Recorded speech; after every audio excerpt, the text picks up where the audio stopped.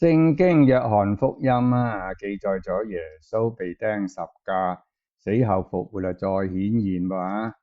佢話對唔相信佢復活咗嘅多馬話：那沒有看見就信的有福了。講得真係好啊！小弟呢，而家又想試下用老子嘅思想呢去解釋一下。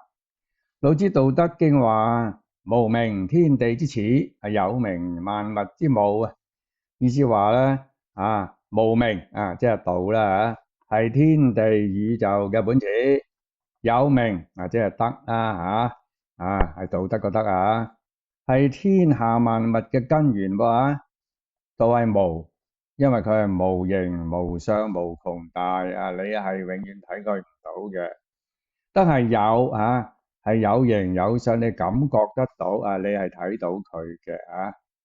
道德經話：道生一，一生二，二生三，三生萬物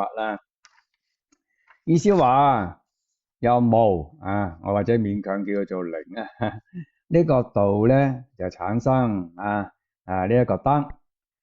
即係一啦由德呢個一呢就產生陰陽二氣即係二啦由呢個陰陽兩氣激盪而成和合，即係三啦而三呢就產生咗萬物啦。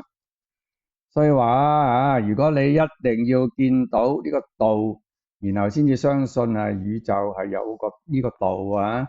又或者你一定要見到你永遠都冇可能見到嘅上帝，然後先至肯相信天地宇宙確有一位造物主嘅，咁你呢世都唔使自信